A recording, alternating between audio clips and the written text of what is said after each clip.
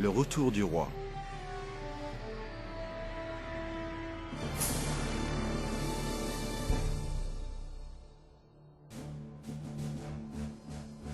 Au milieu de la nuit, on cria « Voici l'époux, allez à sa rencontre !» À l'heure la plus obscure, l'espérance tant attendue de tous les temps devient une réalité. La voix autoritaire de Dieu se fait alors entendre. Le fait est accompli. La voix tonitruante remue les cieux. Un puissant tremblement de terre signale alors l'approche d'une grande armada céleste.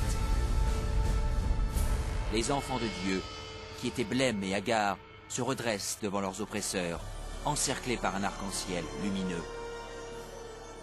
Leurs visages resplendissent, car ils savent que leur Rédempteur et ses anges viennent les chercher.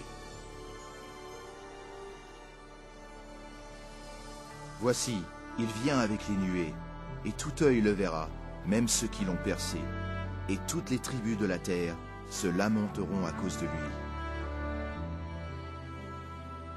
Ce n'est pas un enlèvement secret, comme vous avez dû l'entendre. Toute personne sur Terre assiste à cet événement extraordinaire, et la plupart en sont terrifiés. Les égarés s'enfuient vers les cavernes, tentant en vain de se cacher du roi sacré. Et comme Jésus l'avait promis, les êtres malveillants qui avaient marqué son procès et sa crucifixion sont élevés de leur tombe pour le voir arriver dans un nuage de gloire. Car le Seigneur lui-même a un signal donné, à la voix d'un archange et au son de la trompette de Dieu, descendra du ciel, et les morts en Christ ressusciteront premièrement. On entend alors une trompette résonner dans les cieux. Et la voix toute puissante du Sauveur appelle les saints endormis depuis des siècles. Réveillez-vous, vous qui dormez dans la poussière, et levez-vous. Sur toute la terre, une armée de saints se lève de leur lit de poussière.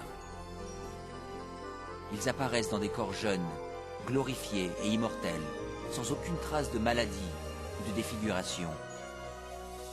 Ensuite, ceux qui ont traversé la période trouble sont également transformés. Ils reçoivent un nouveau corps, beau et immortel. Les âmes perdues, terrifiées, regardent avec angoisse cette scène surprenante. Ensuite, nous, les vivants, qui serons restés, nous serons tous ensemble, enlevés avec eux sur des nuées, à la rencontre du Seigneur dans les airs. Et ainsi, nous serons toujours avec le Seigneur. Les âmes transformées s'élèvent au-dessus de la destruction, laissant le monde en convulsion. Ils rejoignent leur Sauveur parmi les nuées d'anges. La peine, le péché et les souffrances resteront derrière eux. Le voile qui les séparait de leur Seigneur est éliminé pour toujours, et ils contemplent leur Dieu et son divin visage en face à face. Ce que tuera l'Éternel en ce jour seront étendus d'un bout à l'autre de la terre. Ils ne seront ni pleurés, ni recueillis, ni enterrés. Ils seront comme du fumier sur la terre.